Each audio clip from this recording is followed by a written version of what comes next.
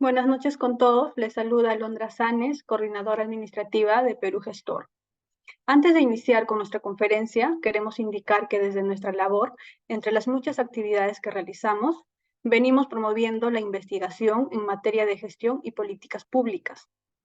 En ese marco, Perú Gestor de manera periódica publica artículos e información valiosa con el objetivo de seguir fortaleciendo y actualizar los conocimientos del público en general en los temas de gestión y políticas públicas. Para poder acceder a la información, deben ingresar a la página de Perú Gestor a través del siguiente enlace que se va a compartir en el chat del Zoom.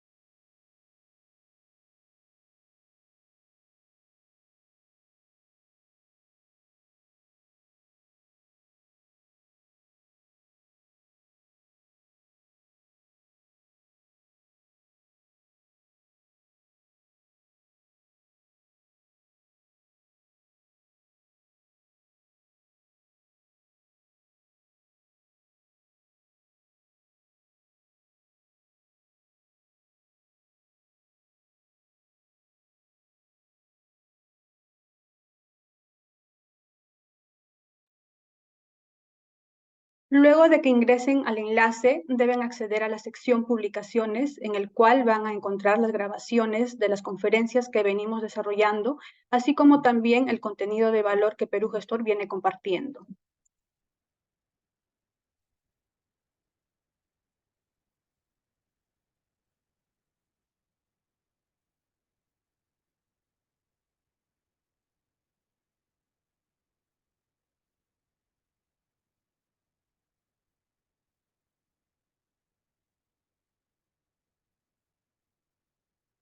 Aquí pueden observar información que Perú Gestor compartió recientemente.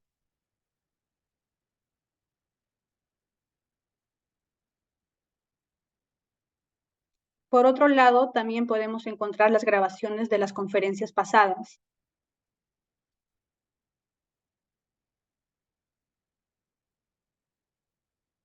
Como pueden ver, esta es una conferencia que Perú Gestor desarrolló anteriormente. Aquí podrán revisar la grabación.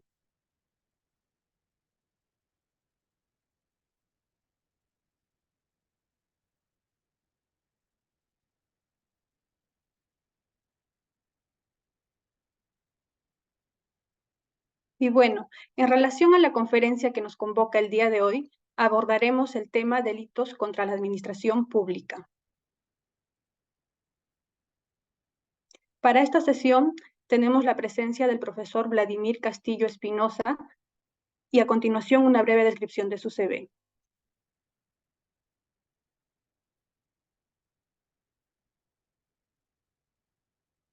Nuestro ponente es abogado por la Universidad Nacional Mayor de San Marcos,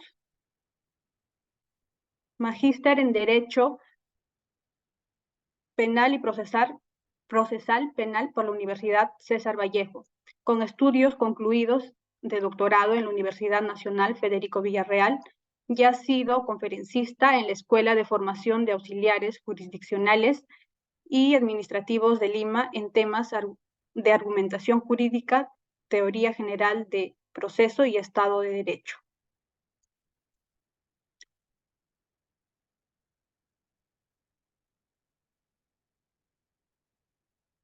Antes de dar pase a nuestro ponente, resulta importante mencionar algunas indicaciones para el desarrollo de la presente sesión.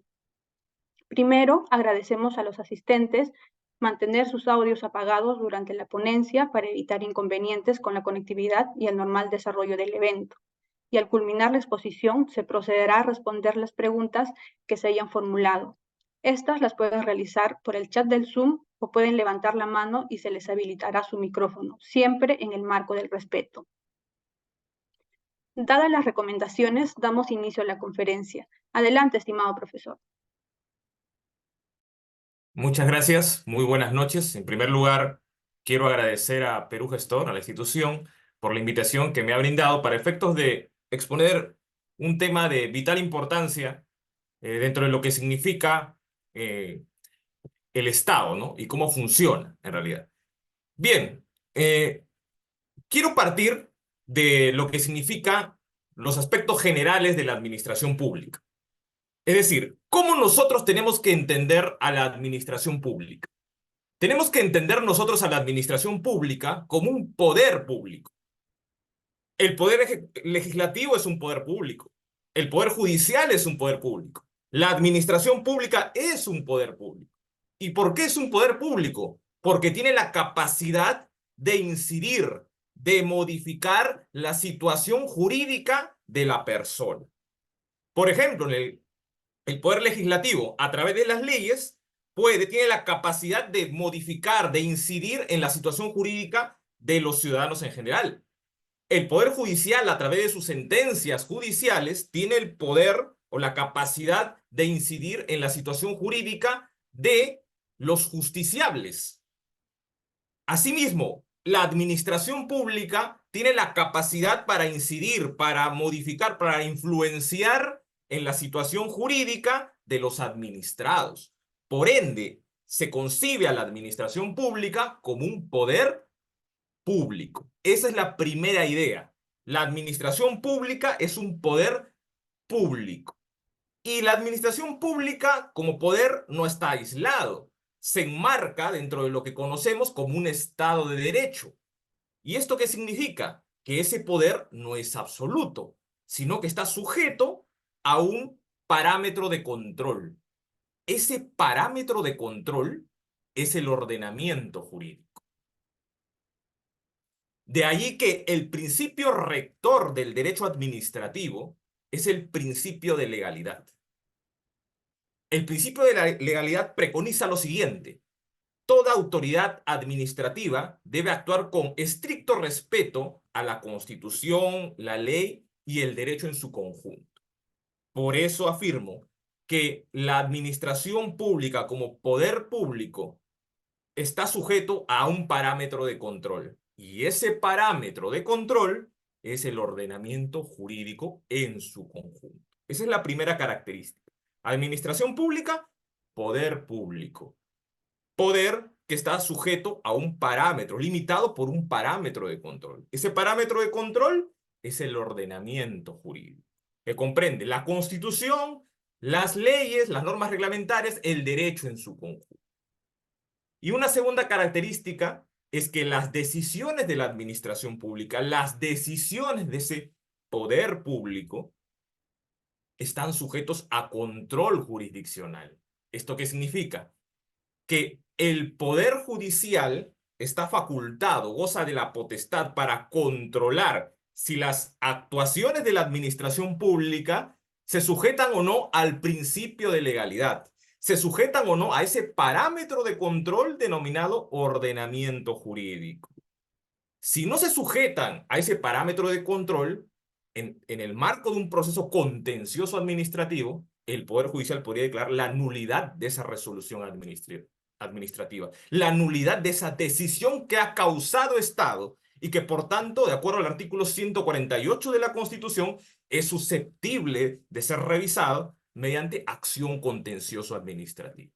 Entonces, como ideas preliminares, la administración pública es un poder público sujeto a un parámetro de control denominado ordenamiento jurídico y cuyas decisiones están sujetas a un control jurisdiccional a través del proceso contencioso administrativo.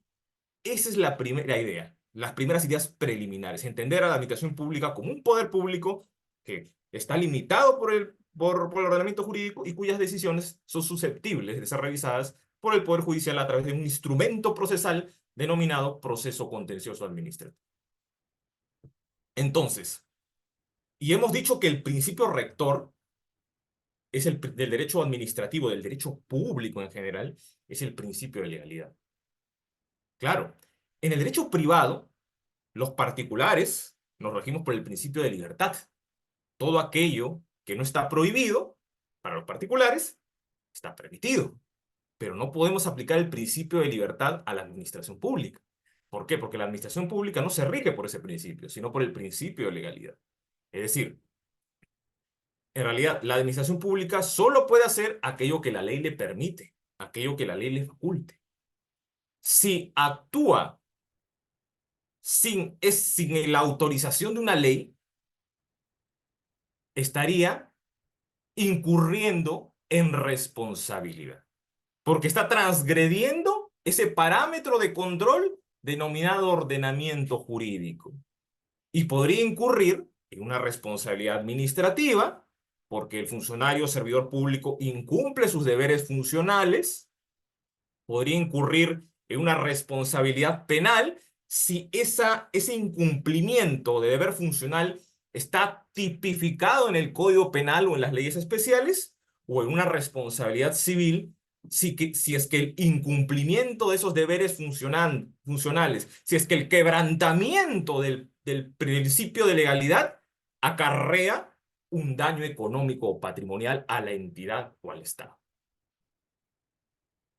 Eso también es necesario internalizar para efectos de comprender cabalmente cómo funciona la administración pública y cómo deben comportarse sus representantes. Esto es, los funcionarios y servidores públicos.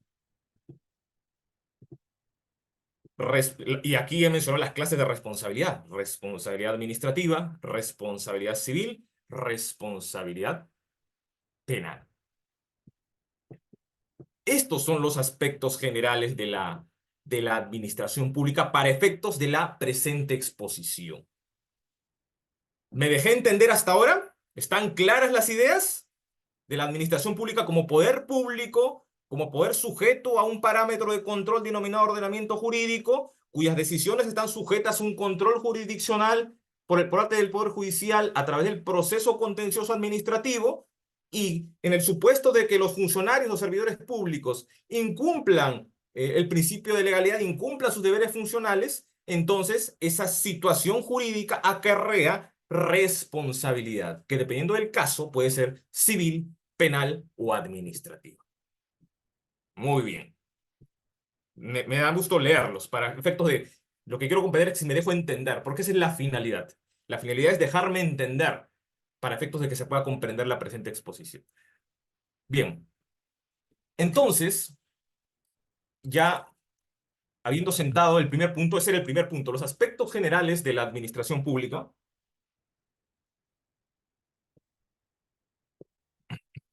Cuando uno le pone énfasis, ¿no? A ver, es bueno refrescar también la garganta, ¿no?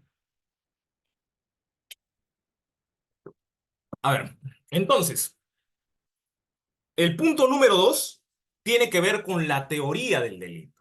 Acá ya entramos, acá sí tienen que estar con sus sentidos bien puestos en lo que voy a decir. Porque, ojo, no cualquier conducta es delito. No cualquier conducta. Para que una conducta sea catalogada como delito, esa conducta debe estar descrita por el Código Penal, tipificada por el Código Penal o una ley especial.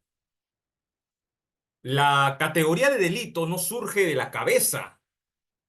La categoría del delito es establecida por el legislador. Hay conductas que no constituyen delito. Por ejemplo, ¿no? En el adulterio se vulnera el deber de fidelidad, uno de los deberes que emanan de la institución matrimonio. Pero el adulterio no está tipificado como delito. Pero qué duda cabe que se afecta un bien jurídico, que es el deber de fidelidad, que surge de la institución denominada matrimonio, una institución del derecho de familia. Y es que, claro, el derecho penal no protege todos los bienes jurídicos. Protege los bienes jurídicos más relevantes, más importantes. Entonces a veces decimos, ¿qué es el delito? A veces decimos, el delito es una conducta que contraviene la ley. Bueno, en el caso del adulterio también se está contraviniendo normas del derecho de familia, pero no constituye delito. Así que no necesariamente una conducta que infringe la ley, que infringe una norma jurídica, constituye delito. ¿De qué depende que una conducta sea delito? De que el legislador lo haya previsto como tal. Si no lo encuentras en el Código Penal o en una ley especial, por ejemplo, una ley de lavado de activos, Decreto Legislativo 1106, ahí está tipificado el delito de lavado de activos. No lo vamos a encontrar en el decreto legislativo, perdón, en el Código Penal de 1991, pero sí en una ley especial y está tipificada. Entonces, la conducta para ser catalogada como delito debe estar tipificada en el Código Penal o en las leyes especiales. El ejemplo que les puse, lavado de activos, debe estar tipificado, está tipificado en el decreto legislativo 1106 en los artículos 1, 2 y 3. El delito de hurto, 185. Delito de robo, 188. Delito de violación sexual, 170. Delito de tráfico ilícito de drogas, 296. Homicidio simple, 106 del Código Penal. Y así, tipificadas, descritas. El legislador describe la conducta prohibida. Y si mi conducta como ciudadano se subsume en el tipo penal, como la mano al guante o como el pie al zapato, entonces podré decir primigeniamente que mi conducta es típica y por lo tanto delictiva. Porque la conducta debe subsumirse en el tipo. Si la conducta no se subsume en el tipo, no encaja en el tipo, no se encuadra en el tipo penal, entonces no es delito. Por más que haya ofendido un bien jurídico, por más que afecte la conducta la moral, por más que la conducta sea inmoral, pero puede que no sea delictiva. Porque el concepto de delito es una categoría del derecho penal. Es una categoría aportada por la dogmática penal. Entonces, ¿cómo entender al delito? En pregrado nos han enseñado que el delito, en nuestro curso de Derecho Penal parte general, que es una conducta típica, antijurídica, culpable y punible. Eso es lo que nos enseñaron en pregrado. O sea, dogmáticamente así lo entendíamos. Pero la pregunta es, ¿eso está positivizado? Si revisamos el Código Penal, no hay en realidad una, no existe una ley, una definición de delito. Pero si tú revisas el Código Procesal Penal, en el artículo, y ustedes lo pueden apuntar, artículo 344, inciso 2, literal B, en lo que se denominan las causales de sobreseimiento, o también denominado archivo, dice ahí que se puede pedir el sobreseimiento, por ejemplo, la defensa puede pedir el sobreseimiento, es decir, el archivo de la causa, cuando el hecho es atípico, cuando concurre una causa de justificación, ahí viene la antijuricidad, cuando, cuando concurre una causa de inculpabilidad, ahí viene la categoría culpabilidad, o cuando concurre una causa de no punibilidad, ahí concurre la categoría de punibilidad.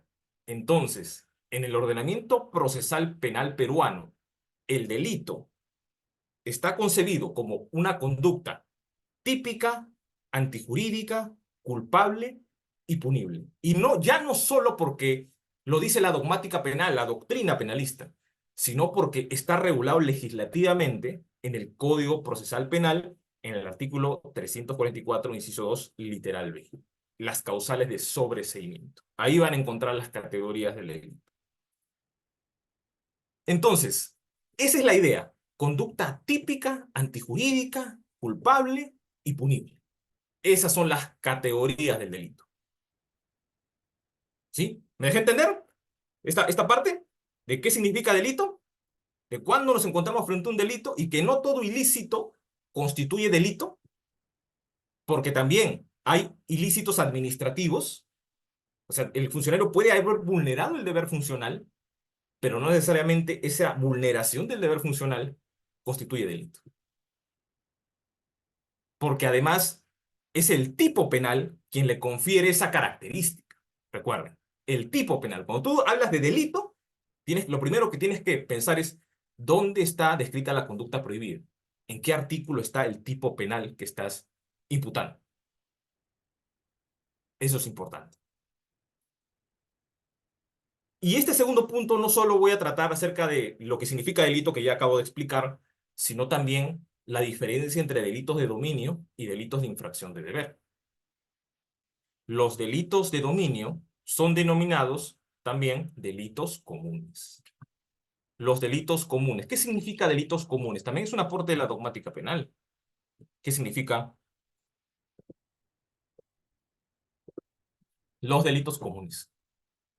Los delitos comunes son delitos que pueden ser cometidos por cualquier persona. Cualquier persona puede cometer el delito. Por ejemplo, el delito de homicidio lo puede cometer cualquiera de nosotros.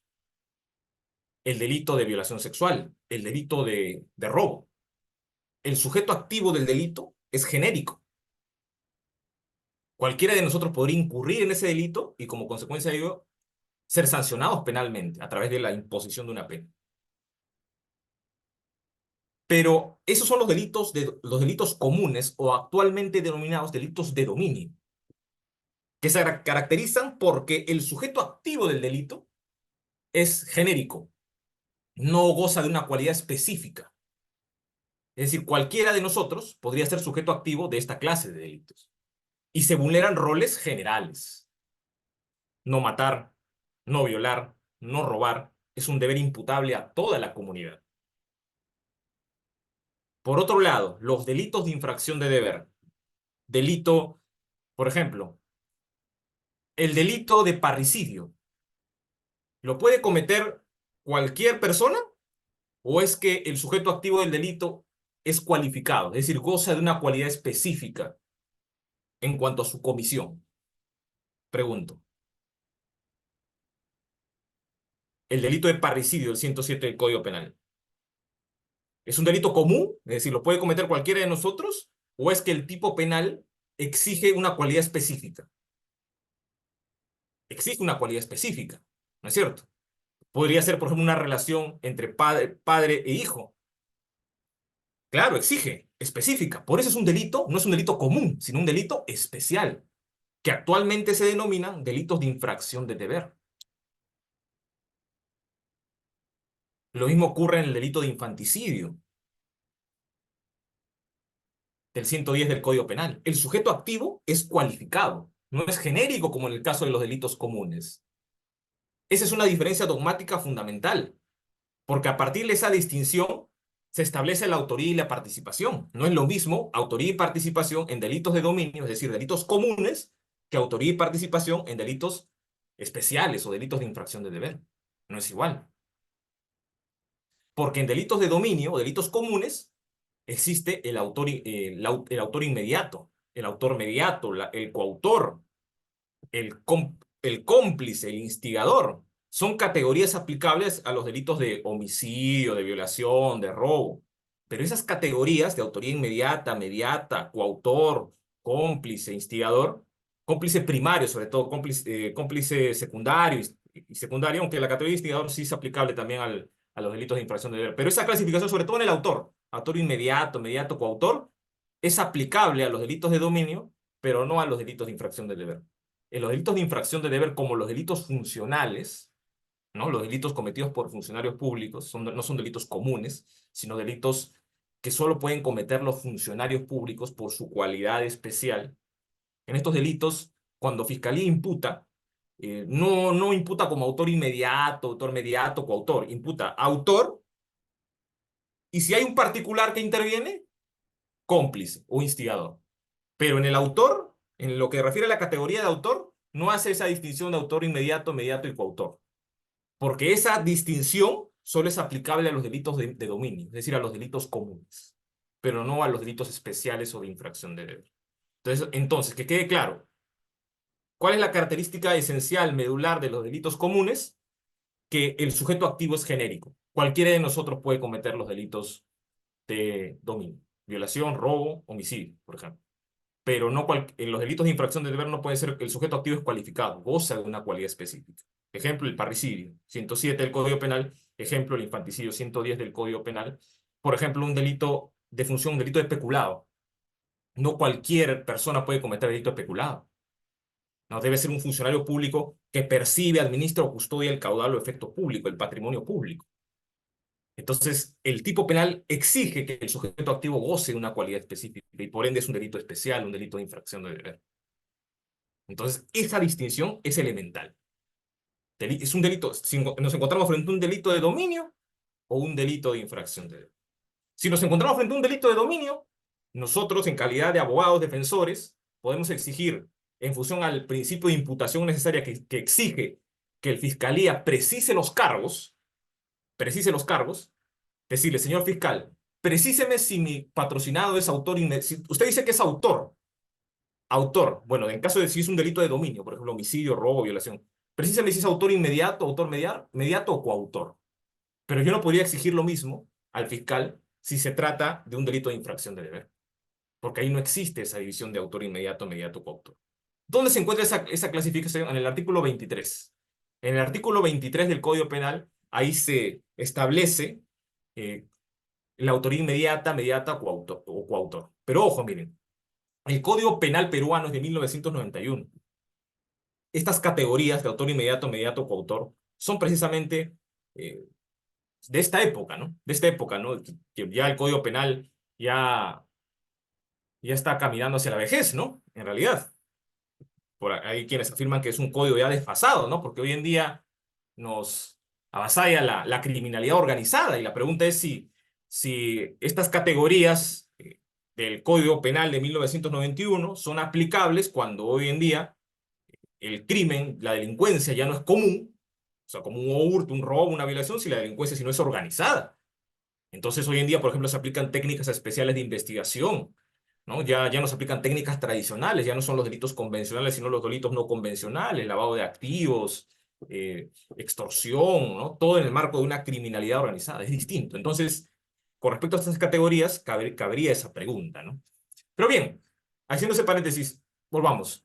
Ya entonces, en este segundo punto que quede claro, la teoría del delito nos dice que el delito es una conducta típica, antijurídica, culpable y punible. El legislador lo ha previsto, ha recogido estas categorías que aporta la dogmática penal en el artículo 344, inciso 2, literal B del Código Procesal Penal del 2004, aprobado por Decreto Legislativo 957. Bien, no hay que confundir el Código Penal con el Código Procesal Penal. Ojo, es distinto. ¿Sí? Código Penal de 1991, Código Procesal Penal del año 2004, que entró en vigencia el 1 de julio del año 2006. ¿Sí? Entonces es distinto. ¿Sí? Los delitos están tipificados en el Código Penal. ¿Sí? El Código Procesal Penal lo que regula es el proceso penal, que es distinto. Pero no podemos litigar en el proceso penal si no conocemos categorías dogmáticas, teoría del delito. Porque nosotros en el proceso, el fiscal imputa delito en el marco de un proceso penal. Y la defensa, va la redundancia, defiende de qué? De imputaciones de delitos. Entonces, pero hay que preguntarnos, ¿qué es un delito? Ya no podemos, ya con la exposición que acabo de dar, ya no podemos decir es una conducta contraria a la ley, no, porque esa definición queda corta. Hay que decir, hay que hacerlo con precisión. Es una conducta típica, antijurídica, culpable y punible. Las categorías de tipicidad, antijurídica, culpabilidad y punibilidad son categorías intrínsecas al delito. Es una categoría del derecho penal. Y el otro punto es que diferenciemos entre delitos de dominio y delitos de infracción de deber. Los delitos de dominio son delitos comunes, que pueden ser cometidos por cualquier ciudadano. Di ejemplos del homicidio, del robo, de la violación sexual. El sujeto activo es genérico.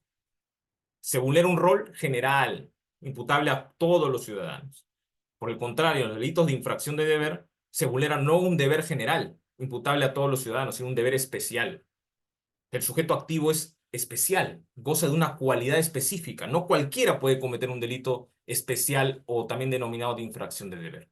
El sujeto activo goza de una cualidad específica descrita por el tipo penal. Es el tipo penal quien dice qué característica específica es atribuible al sujeto activo. Entonces, por ejemplo, cuando tú dices, el que mata a otro será sancionado con pena privativa de libertad no menor de 6 ni mayor de 20 años. ¿El qué? ¿Qué denota esa frase el qué? Que es que el sujeto activo es genérico. Homicidio simple. ¿No es cierto? Pero cuando tú dices en el peculado, el funcionario público que percibe, administra, custodia, ya el legislador te está dando una característica de quién puede ser el sujeto activo del peculado, del delito de peculado. Muy distinto al homicidio, que te dice el qué, es una fórmula genérica, ¿no? Una fórmula lingüística genérica. El tipo penal te va a decir si el delito es común y el delito es especial. O sea, la descripción lingüística que hace el legislador en el tipo te va a conferir a ti la información necesaria para poder identificar si estoy frente a un delito común, es decir, un delito de dominio, o un delito especial, un delito de infracción. La pregunta es, los delitos contra la administración pública cometidos por funcionarios públicos, delitos funcionales, ¿son delitos comunes o delitos especiales? Pregunto, ya con la explicación que acabo de dar. Los leo. Son delitos comunes los delitos contra la administración pública cometidos por funcionarios públicos. Los delitos funcionales o funcionariales, ¿son delitos comunes o son delitos especiales? ¿Son delitos de dominio o son delitos de infracción de deber? Pregunto. A ver si me he dejado entender hasta ahora, porque la idea es avanzar, ¿no? Haber comprendido cada ítem que avanzo, se va comprendiendo.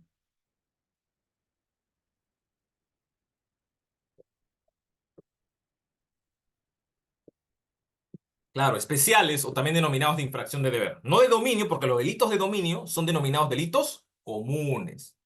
Los delitos funcionariales de función no son delitos comunes. No cualquiera puede cometer un peculado. Claro, especiales. No cualquiera puede cometer un cohecho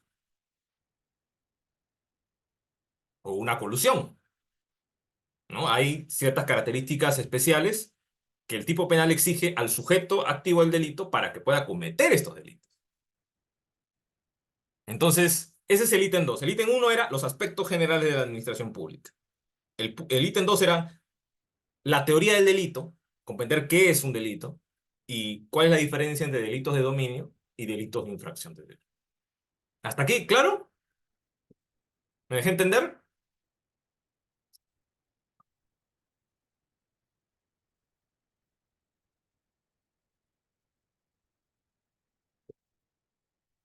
Muy bien, entonces avanzamos.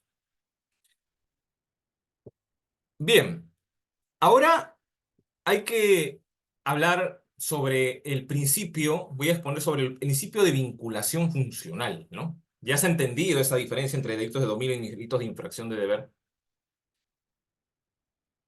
Por ejemplo, ¿no? Ya dije que los delitos funcionariales son delitos especiales, delitos de infracción de deber, se vulneran deberes especiales. Entonces, por ejemplo, en el delito de peculado, como dije también, el funcionario público, el tipo penal dice que percibe, administra o custodia patrimonio o efecto, caudal o efecto público, el patrimonio público. Precisamente, el bien jurídico protegido en el delito de peculado es la correcta administración del patrimonio público. Cuando ese tesorero, por ejemplo, de una municipalidad, de una entidad pública, se apropia, sustrae el patrimonio del Estado, dinero de la entidad está en la caja, lo sustrae, está incurriendo en un delito de peculado. No cualquiera puede cometer ese delito. Un particular, si se apropia de ese dinero del Estado, ¿podría cometer delito de peculado o no? Pregunto. ¿Qué ocurre? Se va a los servicios higiénicos. El encargado de custodiar, el encargado de administrar el dinero del Estado, el dinero de la entidad. Y en ese momento ingresa un particular, un privado que no tiene la condición de funcionario o servidor público y sustrae ese dinero. Sobre la base de la idea de que más tarde lo va a devolver. ¿Cometería ese particular delito de peculado? ¿Sería autor del delito de peculado? Para ser más preciso con la pregunta. No, claro, no es delito. ¿Por qué? ¿Por qué no es autor del delito de peculado? ¿Goza de esa cualidad específica, especial que exige el tipo penal? No, ¿verdad? Podría ser, claro, porque no es funcionario o servidor público. Recuerden que los delitos de infracción de deber exigen que el sujeto activo sea un sujeto cualificado, ¿no es cierto? Que sea portador de un deber especial. Ese particular que ha sustraído el dinero no goza de esa cualidad específica, no es portador de ese deber funcional, como sí ocurre en el caso del funcionario o servidor público que está a cargo de la custodia de ese bien público. ¿Se dan cuenta? Ahora, entonces, si no es autor, ¿esa conducta va a quedar impune? No, va a ser partícipe pero nunca autor. Va a ser partícipe, cómplice, de repente, ¿no? Si es que hubo un acuerdo, de repente se fue, el funcionario público ingresó a los servicios higiénicos, pero ya hubo un acuerdo previo con el particular para que en el momento en que el funcionario vaya a los servicios higiénicos, él ingrese y se apropie y sustraiga ese patrimonio público. Entonces, en ese caso, el particular nunca va a ser autor, pero su conducta sí es reprochable penalmente. No como autor, pero sí como partícipe. ¿Por qué? Porque afecta el bien jurídico, patrimonio público. Se está afectando. Cuando hay intervención delictiva, el sujeto, podemos hablar de autor o partícipe, ¿sí? En el caso del peculado, ya queda claro que el autor solo puede ser ese funcionario que está a cargo de la custodia del patrimonio público. Pero en el caso del partícipe, según la teoría del delito, puede ser cómplice o instigador. En este caso, si hubo un acuerdo previo, por ejemplo, sería ese el cómplice, pero nunca autor, ¿no es cierto? O también, por ejemplo, el instigador. ¿Quién es el instigador? De acuerdo al artículo 24 del Código Penal, el que induce a otro a realizar una conducta. ¿Qué ocurre si es el particular quien indujo, lo presionó psicológicamente al funcionario público para que se sustraiga ese bien público? Entonces, ya no serías partícipe, pero no en calidad de cómplice, es el particular, sino de instigador, porque tú instigaste, ¿no? Al funcionario o servidor público. Lean ahí instigación, artículo 24 del Código Penal. Cómplice, artículo 25 del Código Penal. Y autor, artículo 23 del Código Penal.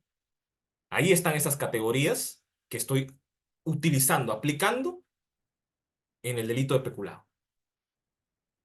Conocer estas categorías, pregunto, ¿es importante o no?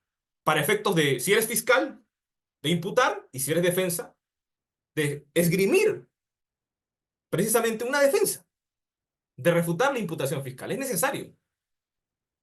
La imputación necesaria exige precisión de cargos. Señor fiscal, mi patrocinado es autor, es partícipe, y si es partícipe es cómplice, es instigador. Precíseme los cargos. Dígame qué me imputa y yo le diré cómo me voy a defender.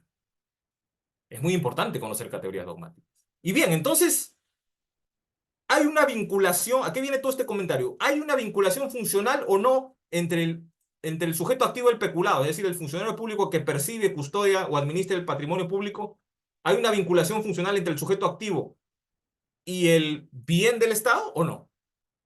¿Hay un vínculo funcional o no? Cuando el tipo penal dice el funcionario cuya percepción o custodia o administración está a cargo del mismo. Hay un vínculo funcional. Ese es el principio de vinculación funcional. El sujeto activo del delito en el peculado está vinculado con el patrimonio del Estado. Hay una vinculación funcional. ¿Y quién determina esa vinculación funcional? ¿De dónde emana esa vinculación funcional? O sea, lo dice el legislador, sin el tipo penal. Pero recuerden que en la administración pública hay normas administrativas. O sea, ¿quién determina que ese funcionario público tiene la función de percibir, administrar o custodiar el patrimonio del Estado? Lo dicen las normas administrativas, ¿no? Las directivas, las circulares, el MOF, ROF, establecen los deberes de cada funcionario público, las normas administrativas, que son varias. Entonces, ahí encontramos las competencias que le atribuyen a los funcionarios o servidores públicos. Entonces, cuando hay un delito de peculado, yo tengo que averiguar a qué funcionario público, si soy fiscal, averiguar a qué funcionario público se le confió la administración, custodia o percepción del caudal o efecto público, del bien del Estado. Eso es lo primero que debo averiguar si estoy investigando un delito de peculado. Y yo como defensa debo eh, estudiar el caso y decir, y averiguar si efectivamente mi patrocinado se le confiere, le ha sido conferida por norma administrativa estas funciones, estas competencias. Porque si no están descritas por la norma administrativa, si no tiene esa competencia mi patrocinado, no sería cometiendo el delito de peculado. Por eso es muy importante conocer estas categorías. Y ahí interviene, como digo, el principio de vinculación funcional. ¿De dónde, como repito, de dónde viene este principio de vinculación funcional? De las normas administrativas. Todo el engranaje de normas administrativas que existe en la administración pública. Lo mismo ocurre, por ejemplo, colusión. En el delito de colusión, el legislador exige una cualidad específica en el funcionario o no. Colusión, artículo 384 del Código Penal. Peculado, vayan apuntando, artículo 387 del Código Penal. Peculado es 387 del Código Penal, colusión 384 del Código Penal. En el delito de colusión, el legislador dice que el funcionario público con capacidad para intervenir en los procesos de contratación. Es decir, debe gozar de competencia imputable por normas administrativas para poder intervenir en las fases del proceso de contratación, sea este fase de actos preparatorios, de fase de selección o de ejecución contractual.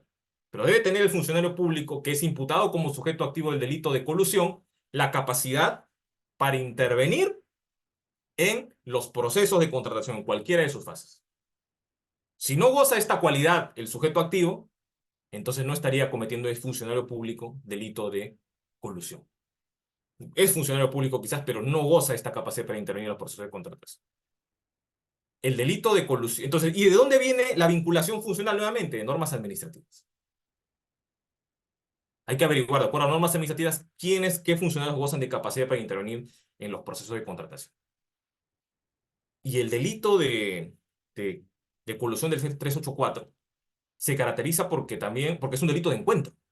Es un delito bilateral. O sea, no solo participa el funcionario público, sino que concierta. Hay una concertación entre el funcionario público y el particular. Al funcionario público se denomina en la dogmática penal intraneus, porque es un órgano de la entidad, interno, intraneus, interno. Y al particular, al privado se denomina extraneus, porque es un ente ajeno un elemento ajeno a la entidad pública. Extraneus, externo. Intraneus, interno. Intraneus, funcionario público o servidor público. Extraneus, particular. El delito de colusión es un delito de encuentro, de participación necesaria, bilateral. Hay una concertación entre el funcionario público con capacidad para intervenir en el proceso de contratación y el privado, el particular. Esta concertación es un acuerdo oculto, subrepticio, así lo establece la Corte Suprema, destinado a defraudar al Estado, los intereses del Estado. Porque, ojo, los funcionarios o servidores públicos, de acuerdo al artículo 39 de la Constitución, están al servicio de la nación, al servicio de la satisfacción de las necesidades públicas de los ciudadanos. Por eso el Estado presta servicios públicos. Entonces, los ciudadanos confiamos en que nuestros representantes, los funcionarios o servidores públicos que se encargan de prestar los servicios públicos, obras, bienes, servicios en general, nosotros confiamos en ellos, pero cuando esta confianza es defraudada, o sea, hay una expectativa social y esa expectativa, esa confianza es defraudada por estos funcionarios públicos, entonces, en el contexto del delito de colusión, entonces por eso se dice, concertación destinada a defraudar los intereses del Estado. El funcionario público ya no actúa en representación de la entidad, sino representando los intereses de un particular, de un privado. Por eso el 384 divide colusión simple, es decir, hay una concertación destinada a defraudar los intereses del Estado, pero no hay perjuicio todavía. Solamente concertación. Que se acredite la concertación entre ese funcionario y ese particular. O si se acredita esa concertación y que ese acuerdo subrepticio oculto estuvo destinada a defraudar los intereses del Estado, con eso se configura la colusión simple. Colusión simple, 384, primer párrafo. Pero cuando ya existe perjuicio patrimonial, es decir, efectivo, ya no es solo que el acuerdo está destinado a que se defraude los intereses del Estado, por ejemplo, intereses patrimoniales, sino que efectivamente hay un perjuicio y se acredita ello con una pericia contable, ya estaremos en el escenario, ya no de una colusión simple, que es un delito de peligro, porque aún no se concretiza el perjuicio patrimonial, sino un delito de resultado, porque ahí sí hay un efectivo perjuicio patrimonial que se acredita con una pericia contable. Esa es la colusión agravada, un delito de resultado. Los delitos pueden ser delitos de peligro o delitos de resultado. Por ejemplo, el homicidio. El homicidio es un delito de resultado, ¿no es cierto? Si no hay muerto, no hay homicidio. Es un delito de resultado. Pero un delito de peligro, por ejemplo, conducir en estado de ebriedad. Así no hayas lesionado a alguien, así no hayas matado a alguien al conducir en estado de ebriedad, el solo hecho de conducir en estado de ebriedad ya es un delito. 274 del Código Penal. Es un delito de peligro. No exige un resultado. No, pero yo cuando consumo bebidas alcohólicas manejo menor que estando sobrio. No, pero es que eso no le interesa al legislador. El legislador ha tipificado ya. Conduces en estado de ebriedad, conduces, operas o maniobras un vehículo automotor en estado de ebriedad, cometes el delito de conducción en estado de ebriedad. Así no hayas lesionado o matado a alguien. Así no hay un resultado lesivo como consecuencia de conducir en estado de ebriedad. ¿Por qué? Porque es un delito de peligro. En cambio, en el homicidio, tienes que haber matado a alguien. Tiene que haber un muerto. Ese es el resultado lesivo. Por eso es un delito de resultado. En el caso de la colusión, si solo hay acuerdo, concertación, Tu pero no hay pellejo le sacas. perjuicio patrimonial, Está es bien, ¿no? Porque el colusión. otro día acá Caserito, ¿cómo te voy a El audio, por vender? favor. así abuela cuando está adentro, ¿ve? Fresco es, papá. Ya, gracias. A ver, entonces, si la colusión, si solo hay acuerdo, concertación, acuerdo ilícito, ¿no? Si hay acuerdo destinado a defraudar al Estado, los intereses del Estado, pero no hay perjuicio patrimonial, hay colusión simple, delito de peligro. Pero si el acuerdo, la concertación, ha desembocado en un perjuicio patrimonial, en un resultado lesivo, ya no en un peligro o un potencial resultado, sino un resultado concreto, un perjuicio patrimonial, esa es la colusión agravada. Entonces, la diferencia entre la colusión simple y la colusión agravada es que la colusión simple es un delito de peligro. La colusión agravada es un delito de resultado. Delitos dolosos, con intención, o delitos culposos, delitos negligentes, imprudentes. Esos aportes, ¿de quiénes, de dónde provienen? De la dogmática penal, de la teoría del delito. ¿Y se necesita conocer teoría del delito para litigar o no? Procesalmente, por supuesto. El problema es que menospreciamos a la teoría y por ende encontramos problemas al momento de litigar, ya sea fiscal o ya seas abogado defensor, en el marco de un proceso penal. Hay que conocer la teoría del delito. Entonces, mire, ya hemos hablado, la colusión es un delito bilateral, que puede ser colusión simple, un delito de peligro, o puede ser o una colusión agravada, un delito de resultado, cuando hay un perjuicio patrimonial acreditado a través de una pericia contraria. 384 del Código Penal, delito de colusión. Peculado, 387. ¿Sí? Y ahí hay un como dije en el 384, el principio de vinculación funcional se concretiza, se materializa cuando el tipo penal exige que el funcionario público goce de la siguiente característica: capacidad para intervenir en cualquiera de las fases del proceso de contratas. ¿Sí? ¿Hasta aquí claro? Peculado,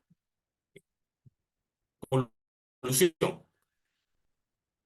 Hay otro delito que normalmente colusión que sea negociación incompatible. No, normalmente eso imputa fiscal. Negociación incompatible 399 del Código Penal. El delito de colusión es un delito bilateral. El delito de negociación incompatible es un delito unilateral.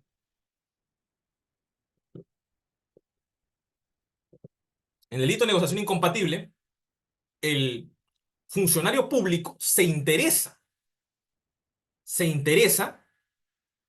en que el particular, por ejemplo, gane una licitación. Aquí no hay acuerdo, concertación. Nunca hubo una concertación entre el particular y el funcionario público, pero el funcionario se interesa en que Juanito, o esa empresa, perdón, ese postor, gane, se lo otorgue la buena pro. Entonces, no hay acuerdo, pero lo reprochable es que ese funcionario público no está actuando no en representación de la entidad pública, sino en representación de los intereses de ese particular. El funcionario direcciona el proceso de contratación a través de un acto o una omisión. Entonces, cuando direccionas el proceso de contratación, ahí estás actuando no en representación de la entidad, sino del particular, aun cuando no hay acuerdo. Entonces, allí estás incurriendo en el delito de negociación incompatible. La colusión es un delito bilateral, exige acuerdo, exige concertación. Esto no ocurre en el delito de negociación incompatible. El legislador en el tipo penal no exige concertación, simplemente un acto unilateral del funcionario público que se interesa en el particular, en una contratación en la cual va a participar el particular y direcciona el proceso de contratación.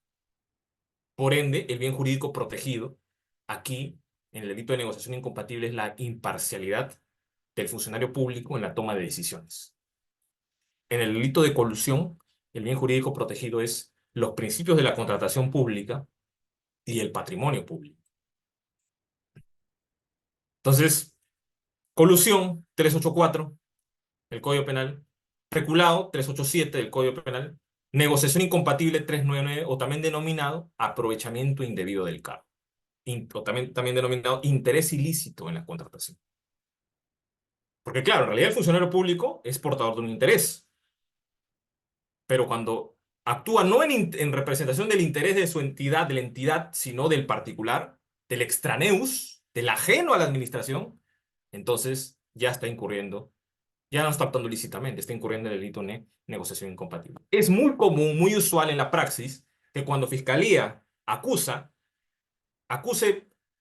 por colusión y alternativamente por negociación incompatible. Como diciendo al juez, si no es por aquí, es por allá.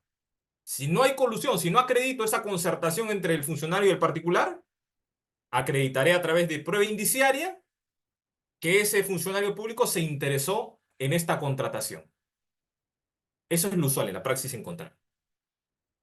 Yo tengo casos en los cuales, en control de acusación, en los cuales Fiscalía está imputando colusión y alternativamente negociación incompatible. Pero para eso, para poder litigar con eficacia, para ejercer defensa eficaz, debo conocer las características de los tipos penales. La teoría del delito, la dogmática penal. Y entonces ahí interviene también el principio de vinculación funcional, ¿no es cierto? Porque exige un vínculo, ¿no?, funcional. Colusión, negociación incompatible, peculado. Cohecho, por ejemplo, cohecho 393 y siguientes del Código Penal. El cohecho es denominado la compra-venta de la función pública. Lo que denominamos típicamente la coima, ¿no? En el lenguaje común, en el argot, perdón, la coima, ¿no? El soborno. Un funcionario público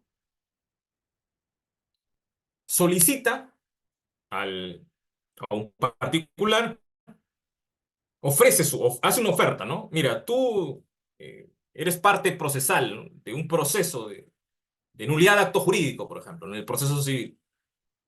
Mira, estoy a cargo, yo soy el juez de tu causa, de tu proceso, entonces yo voy a decidir, pero para eso me tienes que dar $10.000. Bueno, $10.000 si quieres ganar el proceso, te aseguro el triunfo. Entonces, ofertar, y hacer la oferta para realizar un acto propio de tu cargo, un acto funcional,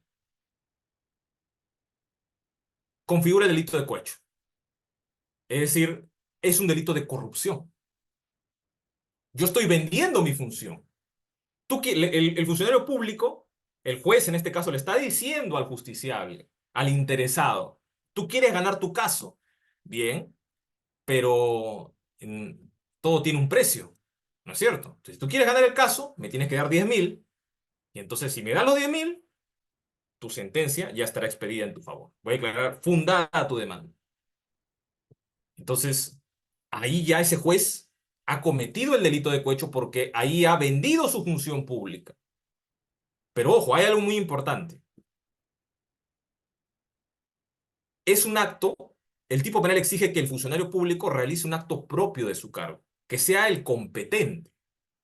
Supongamos que quien le dice al interesado, al justiciable, en el marco de este proceso civil de nulidad de acto jurídico, le dice, no es el juez quien le hace la oferta, sino el secretario del juzgado. El secretario del juzgado, formalmente por lo menos, no es el que va a resolver el caso, sino el juez. La pregunta es, ¿ese secretario de juzgado que ha hecho la oferta, que ha recibido el dinero, estaría cometiendo el delito de cohecho o no? Pregunto. Si lo que dice el tipo penal es que el funcionario público debe realizar, para cometer cohecho, debe realizar un acto propio de su cargo.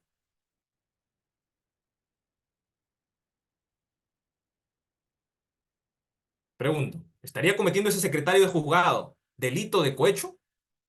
¿De acuerdo a las características que exige el tipo penal? ¿O no? La Ley de Bases de Carrera Administrativa del Decreto Legislativo 276 dice, ¿no?, que no está prohibido que un funcionario público reciba dinero. Claro, una donativa, un ventajo, una promesa, un beneficio de un usuario del sistema administrativo, un administrado. Pero el hecho de que recepcione el dinero no significa automáticamente que ha cohechado, que ha cometido delito de cohecho. Hay que averiguar si ha recibido el dinero para realizar un acto que es propio de su cargo, es decir, un acto que es de su competencia. Hemos dicho lo importante que es la competencia en los delitos contra la administración pública. ¿Qué son las normas administrativas las que te confieren esa competencia? El secretario de juzgado, en el ejemplo que les puse, no es competente para resolver el proceso de nulidad de acto jurídico. Quien es competente para resolver el proceso de nulidad de acto jurídico es el juez civil. Entonces, este secretario de juzgado no estaría cometiendo el delito de cohecho. Podría cometer un delito que voy a explicar después, que es el tráfico de influencias. ¿No? Porque yo puedo decir, bueno, yo no soy competente, yo no voy a resolver tu caso, pero yo puedo conversar con el juez de mi juzgado para que te pueda expedir la sentencia a tu favor, ¿no? Entonces, en ese supuesto, en ese supuesto podría haber tráfico de influencias, pero no cohecho. Recuerden algo muy importante, en el derecho penal, eh, ahí está el principio de legalidad, o sea, la conducta debe subsumirse en el tipo. Por más que la conducta sea inmoral, por más que la prensa sobre todo diga, esto es cohecho, esto es tráfico de influencias, eh, al abogado, que es un letrado en derecho, le corresponde analizar la categoría, analizar objetivamente. La conducta cumple del sujeto activo, cumple o no con las características del tipo penal. Nada más.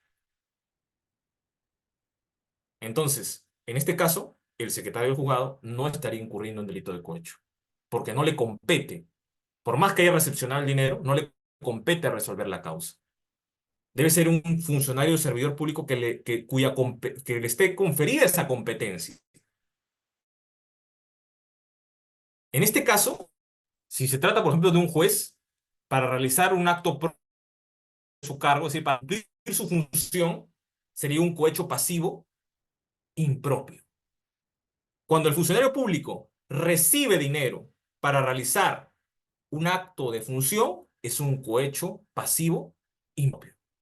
Pero si el funcionario público recibe dinero para vulnerar sus funciones, sus deberes funcionales, entonces es un cohecho pasivo propio. No es un cohecho pasivo impropio. Repito la diferencia. En el cohecho pasivo impropio, el funcionario público recibe el dinero para realizar un acto propio de su cargo, es decir, para cumplir con su obligación funcional. O sea, por ejemplo, cuando el juez le dice, yo voy a resolver tu caso, pero necesito un incentivo. Tu función como juez es resolver ese caso. Pero ya al exigirle un incentivo al justiciable, al usuario del sistema de justicia, entonces estás incurriendo en cohecho. Porque el tipo penal te dice eso, pues, ¿no? O sea, ya el Estado es quien te está pagando, ¿no es cierto? El Estado te paga por el servicio de justicia, ¿no? Por impartir justicia en los procesos judiciales.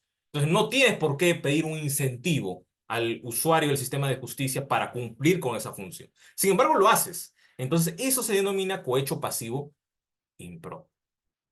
Pero cuando tú recepcionas dinero para vulnerar tus deberes funcionales, es decir, para no cumplir con tu acto funcional, que es resolver, por ejemplo, en este caso, mismo caso, el juez le dice, mire, yo puedo hacer que que el expediente, que el caso no avance, ¿no? Porque el caso no avanza. Dejo que el expediente se duerme el sueño de los justos, ¿no? ¿Cómo es? Entonces, no hago absolutamente nada y opera lo que se denomina los plazos de prescripción. Entonces, allí yo estoy recepcionando el dinero, pero ¿para qué? Para vulnerar mi deber como juez. Porque yo como juez tengo que resolver el caso.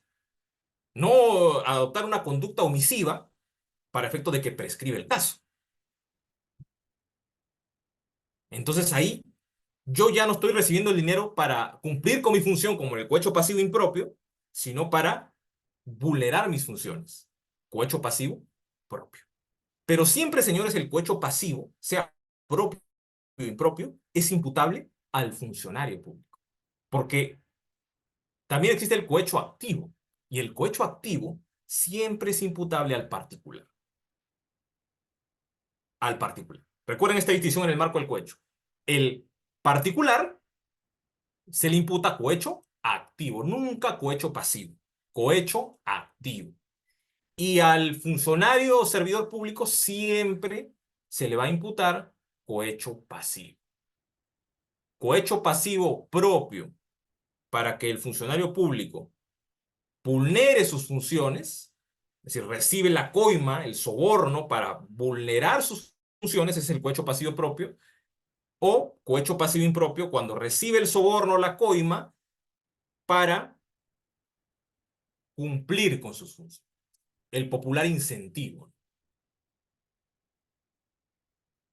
Esa es la explicación del delito de cohecho. ¿Sí? ¿Me dejé entender lo que es el cohecho? El cohecho, ¿cuál es? El soborno, la coima, la mordida, ¿no? Ese es el cohecho. 393 y siguientes del Código Penal. Dije que también, acá también obviamente interviene el principio de vinculación funcional. El delito, por ejemplo, de tráfico de influencias, tiene una particularidad. Lo dejé para el punto 5, porque si bien es cierto, se encuentra dentro de los delitos contra la administración pública, es un delito común. ¿Cómo así común? Porque, como dije en el punto 2, los delitos comunes pueden ser cometidos por cualquiera. Lo mismo ocurre en el tráfico de influencias. Puede ser cometido por cualquier persona. Y cuando el sujeto activo tiene la condición de funcionario o servidor público, esa condición es una circunstancia agravante. Pero en su naturaleza, el delito de tráfico de influencias que está en el artículo 400, su tipificación, si se encuentran ahí, el artículo 400, ahí está tipificado el delito de tráfico de influencias. Entonces, como puse en el ejemplo, el el secretario de juzgado no va a resolver el proceso de nulidad de acto jurídico, el proceso civil. Perdón, el juez va a resolver, pero el secretario no. Entonces, pero el secretario lo que puede decirle al justiciable es, mira, yo sinceramente yo no voy a resolver tu proceso. Los ciudadanos no conocen, que no son versados en derecho, no conocen cómo funciona el proceso muchas veces. Entonces, dice, el secretario del juzgado se le acerca y le dice, mire, yo no voy a resolver tu proceso, soy secretario del juzgado, pero mi juez sí. Entonces, mira, me tienes que dar 10.000 y yo converso con él para que expida tu decisión judicial, pues declare fundada tu demanda. Ahí se configura el delito de tráfico de influencias. Aquí, acá, bueno, en este caso es un servidor público, es un justiciable, pero también podría ser alguien que vende humo.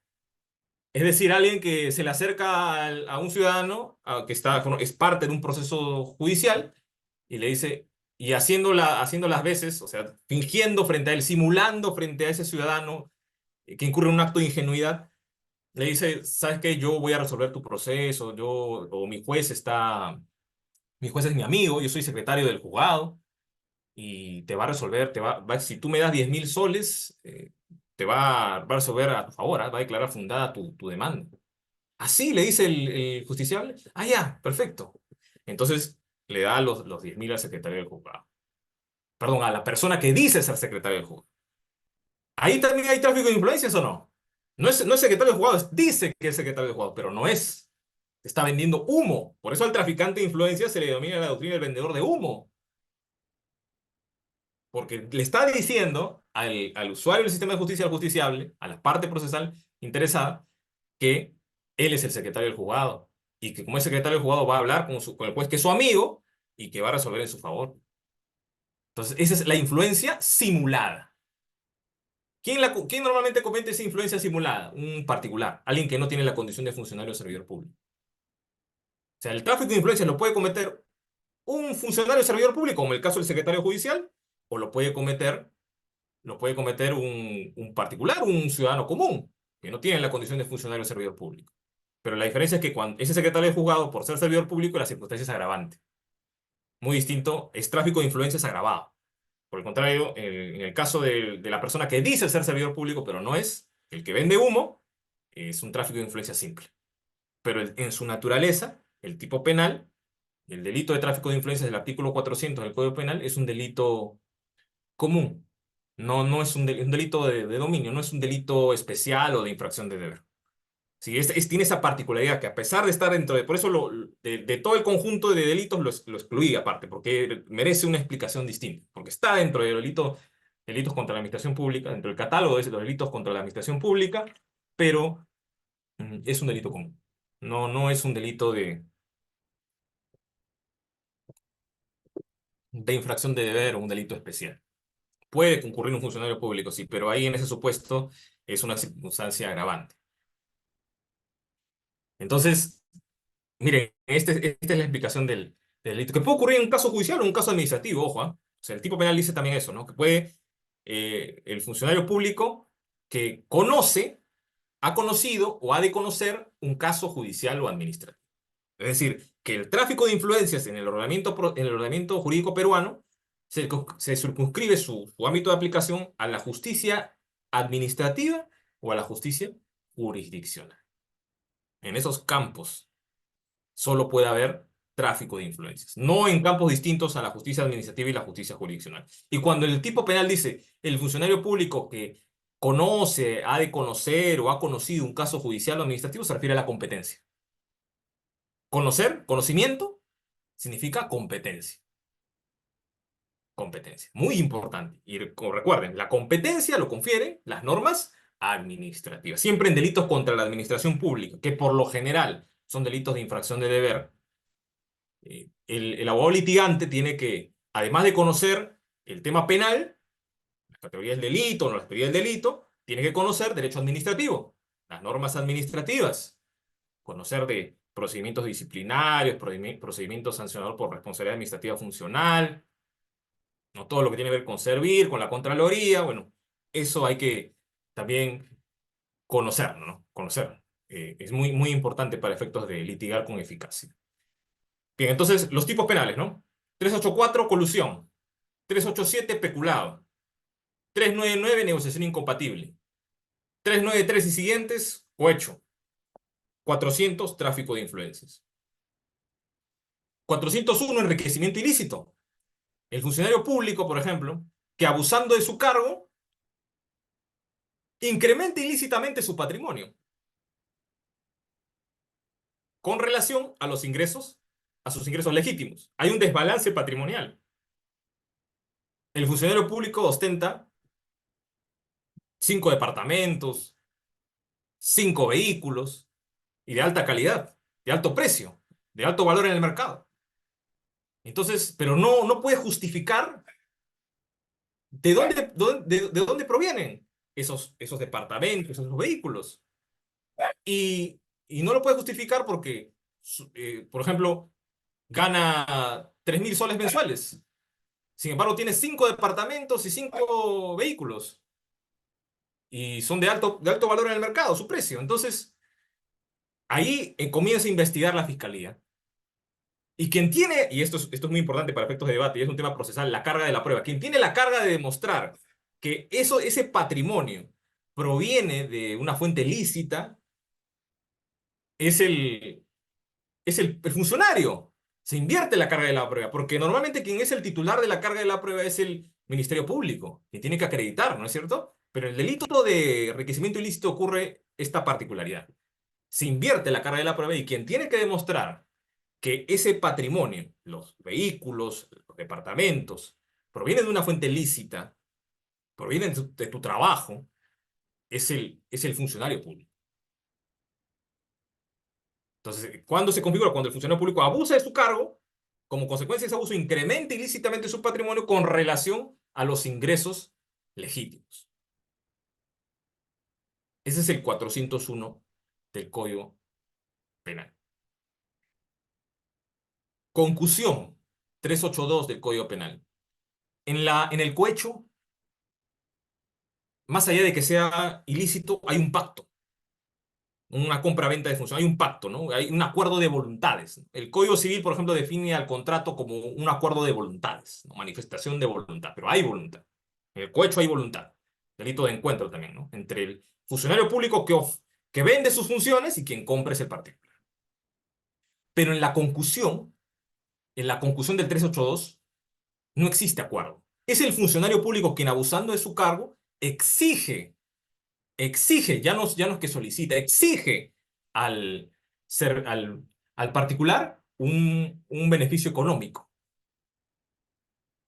Entonces aquí ya no, esa es la diferencia con el cohecho. En la concusión subyace un acto de exigencia.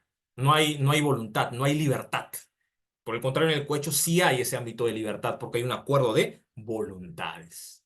Un acuerdo de voluntades de carácter ilícito, sin lugar a dudas, pero al fin y al cabo un pacto donde hay voluntad. En la concusión no. Hay un funcionario autoritario que exige, me tienes que dar ese dinero o si no, ¿sabes qué? Al día siguiente pierdes tu trabajo. Eso es concusión. Porque el funcionario público abusa de su cargo. 382. Ahí no hay acuerdo entre el funcionario público y el particular, no. Ahí hay exigencia. Casi así como una extorsión, ¿no? En el caso de delitos comunes. Entonces, esa es la diferencia entre el cohecho y la concusión. En la concusión hay un acto, un acto de exigencia, no hay libertad, no hay voluntad, hay un acto abusivo por parte del funcionario público, en desmedro, en perjuicio de el particular. Por el contrario, en el caso del cohecho sí hay al margen de que el acuerdo es ilícito, un pacto ilícito, hay un acuerdo de voluntades. Hay voluntad entre el funcionario público, el que vende sus funciones, y el que compra las funciones, el particular. Compra-venta de función pública. Cohecho. Las fiscalías anticorrupción son competentes para conocer los delitos del 382, concusión, así comienza. Los delitos contra la administración pública cometidos por funcionarios públicos comienzan en el 382, concusión, y terminan en el 401, enriquecimiento ilícito. Estos delitos son conocidos por las fiscalías anticorrupción. Y bien, los delitos contra la administración pública pueden ser cometidos por funcionarios o servidores públicos, pero también por particulares, ¿no? No es el tema en sí específico, me he querido enfocar en los delitos funcionariales, pero el legislador hace una división de los delitos contra la administración pública en el Código Penal, delitos contra la administración pública cometidos por funcionarios públicos, lo que acabo de explicar, delitos contra la administración pública cometidos por particulares y delitos contra la administración de justicia. Dentro de los delitos cometidos por particulares, por ejemplo, el delito de usurpación de funciones, el 361 del Código Penal. Un particular hace las veces de funcionario público cuando no ostenta esa cualidad y entonces y realiza ese acto funcional, está usurpando funciones. El artículo, por ejemplo, 365, violencia contra la autoridad, ¿no? El particular impide que el funcionario público ejerza su acto funcional. Hay un desalojo, se impide que se ejecute el lanzamiento. Viene el secretario del juzgado, se va a realizar el lanzamiento, es de lo que ordena, la sentencia es pedida como consecuencia de un proceso de desalojo, pero los ocupantes del inmueble no quieren salir y por el contrario, cometan actos violentos en contra de los órganos de auxilio judicial. Entonces, ahí hay un delito de violencia contra la autoridad.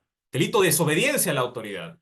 Cuando, por ejemplo, un juez expide una sentencia y la entidad pública no quiere cumplir. Y eso ocurre muchas veces, ¿no? De acuerdo al artículo 4 de la Ley Orgánica del Poder Judicial, las decisiones de la administración del Poder Judicial no están sujetas a interpretación, ¿no? La administración pública debería cumplir esas decisiones, pero no lo hace. Entonces ahí está incurriendo una desobediencia a la autoridad. El funcionario público que no cumple, ese funcionario de la entidad que no cumple con esa sentencia, 368 del Código Penal. Entonces, sí, esos son los delitos contra la administración pública cometidos por particulares y los delitos contra la administración de justicia. Por ejemplo, el prevaricato. Por ejemplo, un juez que resuelve un caso judicial en forma contraria al texto expreso y claro de la ley. Un juez prevaricador, ¿no? Ese es el delito de prevaricato. Hay un juicio oral, la defensa actuó sus pruebas de descargo, su prueba pericial, su prueba testimonial, acreditó su teoría del caso en el juicio oral. A todas luces, la fiscalía no pudo enervar la presunción de inocencia que le asiste al imputado, al acusado, pero la sentencia condenó al acusado. ¿Qué pasó aquí? ¿No? Entonces, lee su motivación, invoca pruebas falsas, pruebas que no se actuaron en el juicio, el juez resuelve en forma contraria al texto expreso y claro de la ley, porque el juez penal tiene que resolver conforme a las pruebas actuadas en juicio, y no lo hace, incurre en delito de prevaricato, artículo 418 del Código Penal. Recuerden esta sistematización que hace el legislador peruano con relación a los delitos contra la administración pública.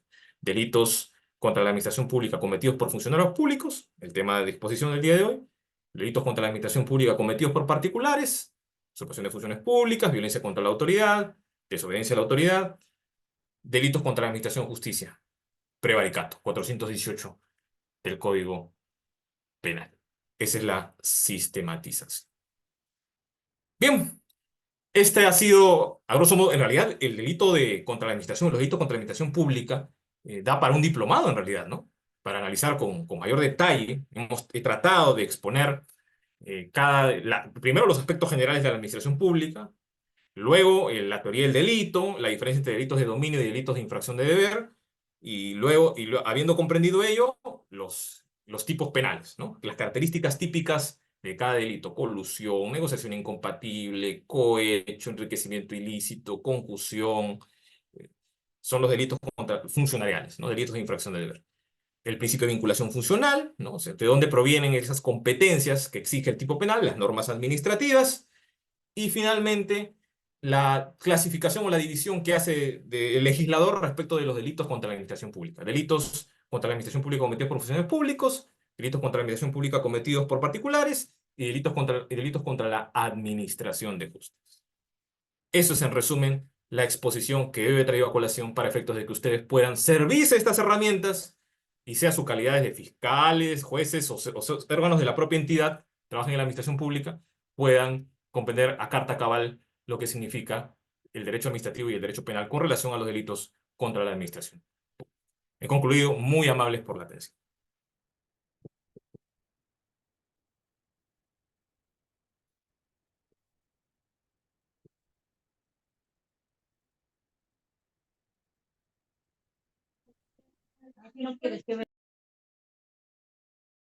Bien, agradecemos la brillante exposición que nos ofreció esta noche el profesor Vladimir y a continuación pasamos a la rueda de preguntas planteada por los asistentes.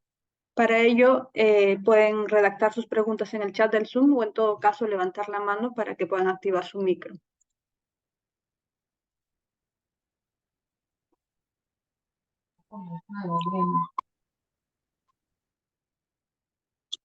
Señorita, ¿puedo participar?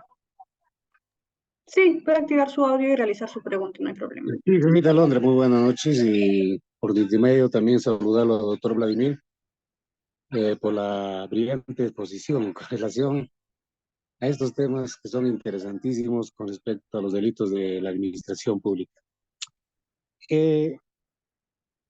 A través de esta casuística yo quisiera que me responda el doctor Vladimir, no sé si es pertinente.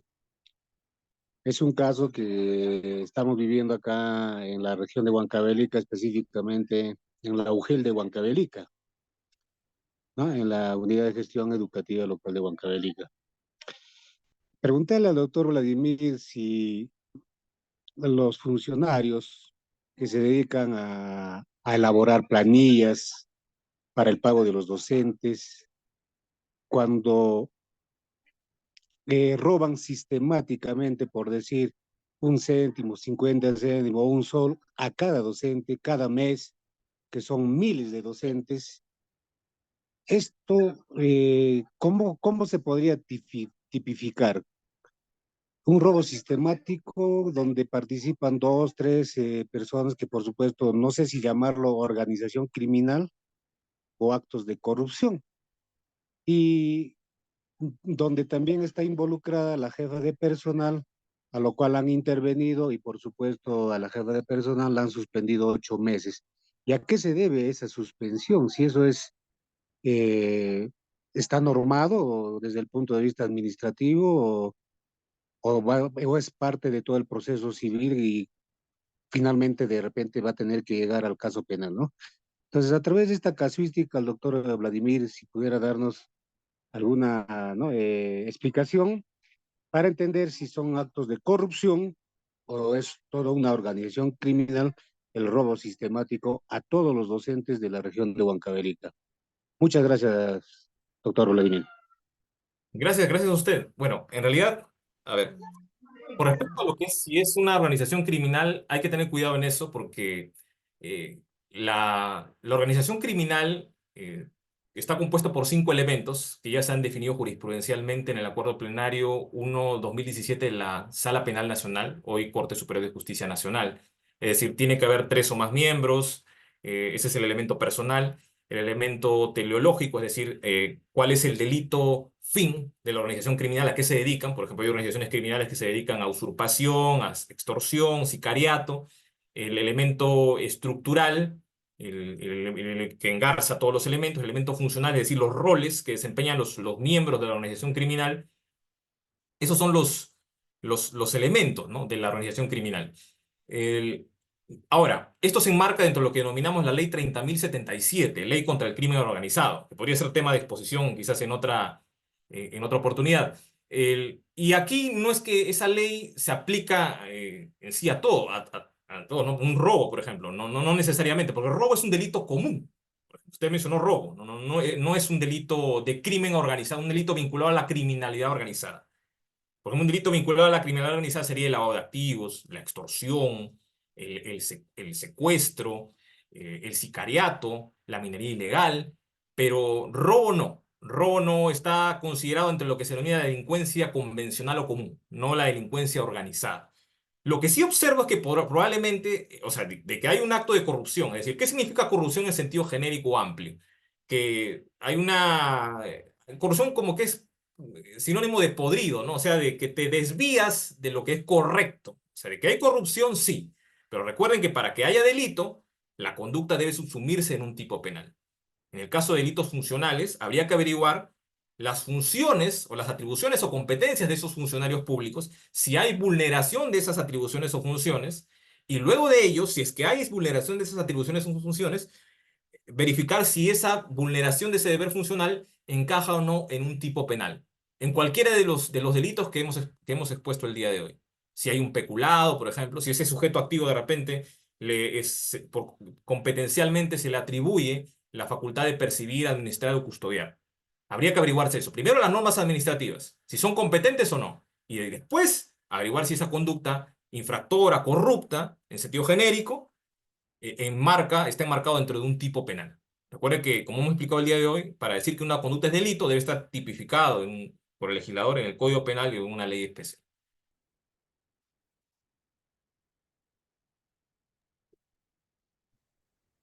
Gracias por tu pregunta. Acá tenemos otra pregunta de gobierno regional, supongo. Dice, si una entidad pública invierte, ejecuta un proyecto o mantenimiento en un terreno privado, beneficiándolo sin que haya convenios ni fines sociales, ¿en qué incurriría? ¿Podría repetir la pregunta, por favor? A ver, nuevamente le leo. Si una entidad pública invierte, ejecuta un proyecto o mantenimiento en un terreno privado beneficiándolo sin que haya convenio ni fines sociales, ¿en qué incurriría? Bueno, así como me lo describe, no habría así una conducta tipificada como delito, ¿no? Pero sí es muy probable que al no estar justificada por una norma administrativa, haya una infracción precisamente administrativa. Hemos dicho que cuando un funcionario público transgrede una norma jurídica puede incurrir no necesariamente en responsabilidad penal, pero puede incurrir en responsabilidad administrativa o en responsabilidad civil, ¿no? Y los cauces son diferentes. Yo lo voy a decir, más que todo me parece que me incurriría más que todo en esa conducta en un tema de responsabilidad administrativa y no necesariamente en responsabilidad penal. Ya. Hay otra pregunta de Rubén Cano que dice, ¿qué pasa cuando una conducta incorrecta no se encuentra tipificada? En el Código Penal se refiere, porque en el ámbito administrativo también hay tipos infractores, ¿no? Si no está tipificada en el Código Penal, esa conducta, por más que sea inmoral, o puede que contravenga el ordenamiento jurídico administrativo, pero si no está tipificada como delito, no será pasible de una pena por parte del Poder Judicial.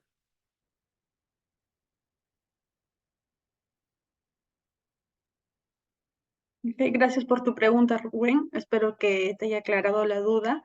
Si en caso alguien más tiene alguna pregunta, por favor, pueden realizarlo a través del chat del Zoom o levantar la mano.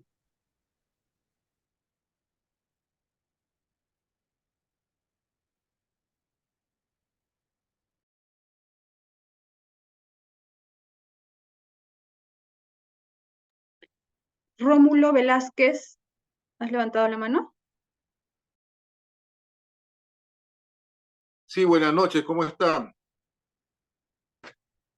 Me equivoqué, puse otra mano, pero aprovecho la atención y agradezco también la exposición del doctor, que ha sido muy instructiva en todo lo que corresponde a delitos. Bueno, el que habla es funcionario público, soy gerente de transportes de la Municipalidad Provincial de Chanchamayo, y constantemente, pues, somos aludidos con denuncias, pues, por terceros a la oposición del trabajo que uno tiene, ¿no? Y más que todo, en lo que se refiere al cohecho pasivo propio y negociación incompatible o aprovechamiento indebido del cargo. O sea, bajo esta tipificación, bueno, yo he tenido ya más de 14 denuncias, sin argumento claro o lícito, simplemente por referencia pues, de terceros, donde indican que se estaría cometiendo actos ilícitos, ¿no? Actos ilícitos, e inclusive pues nombrando a la jerarquía superior de la municipalidad, ¿no? Cosa que en la actualidad es abierta al público por la ley de transparencia, ¿no? Y también abierta a la atención porque todos los trabajos que hacemos a nivel de lo que es la gerencia son utilizados por medios biométricos a través de la plataforma del MTC, ¿no? Del Sistema Nacional de Conductores. Entonces, quería, bueno, aprovechar el momento para que esta conducta tenga razón de ser, qué medio de prueba debe ser la ideal para que proceda, ¿no? Porque prácticamente por solamente imputación y sin referencia, no le veo la atención, ¿no? Aquí hay un tema que no ha sido objeto de exposición, pero vale la pena decirlo, es sobre teoría de la prueba, ¿no? El titular de la carga de la prueba es el Ministerio Público. No es suficiente la sola imputación. Hay que acreditar, normalmente delitos de negociación incompatible o cohechos se acreditan con prueba indiciaria, ¿no? El 158.3 del Código Procesal Penal, ¿no? Entonces, fuentes de información pueden ser documentales, puede ser un documento, normalmente documentos, ¿no? También un testigo, puede ser pericias, son las fuentes de prueba, lo que conocemos en teoría de la prueba como fuentes de prueba. El Ministerio Público en etapa de investigación preparatoria recaba fuentes de prueba, convoca, por ejemplo, a un testigo y levanta un acta de declaración testimonial, convoca a un perito y elabora un informe pericial, recaba documentos, pide documentos a las entidades. Eso que está realizando la Fiscalía son actos de investigación. Actos de investigación que al concluir la etapa de investigación preparatoria le van a servir para decidir si acusa a un ciudadano o requiere el sobreseimiento. Este es el archivo. Si los elementos de convicción que ha recabado son suficientes, lo que va a hacer la Fiscalía es acusar, formular un requerimiento acusatorio. Si los elementos de convicción que ha recabado la Fiscalía son insuficientes, lo que va a hacer es requerir. Entonces, esto ya tiene que ver con un tema de prueba, pero las fuentes de pruebas pueden ser documentos, puede ser un perito, puede ser un testigo o un objeto, dependiendo del caso. Esas son las fuentes de prueba, de las cuales se sirve el Ministerio Público en la etapa de investigación preparatoria. Si Fiscalía no acredita los enunciados fácticos, entonces no va a haber condena. En etapa intermedia, esta es la segunda etapa del proceso penal, lo que puede hacer la defensa es pedir el sobreseimiento, porque no hay elementos de convicción suficientes para someter al imputado a un juicio oral, una etapa de juzgamiento. Pero si el caso llegara a juicio, ahí lo que puedes pedir precisamente es la absolución por prueba insuficiente, porque no se ha alcanzado el grado de certeza, el juez de juicio, más allá de toda duda razonable, el principio de indubio pro reo. No se ha enervado la presunción de inocencia que le asiste constitucionalmente al acusado. Esto es una breve explicación de lo que significa teoría de la prueba. También puede ser objeto de exposición quizás en una próxima oportunidad. Gracias, doctor. A usted, a usted.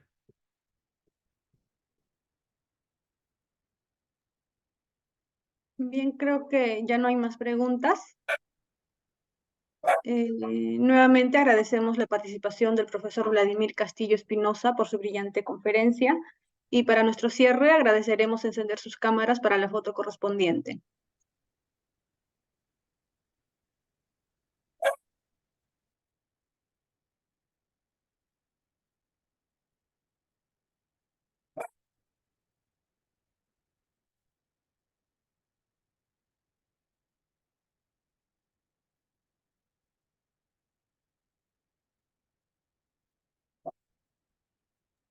A ver si pudieran encender todos, por favor.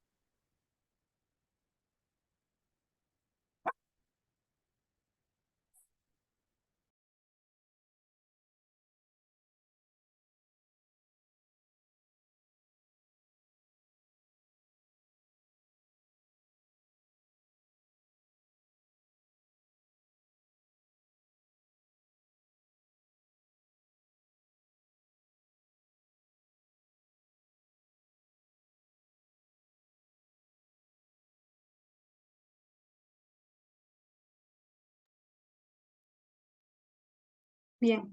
Gracias y buenas noches. Nos vemos en una siguiente oportunidad. Buenas noches y gracias.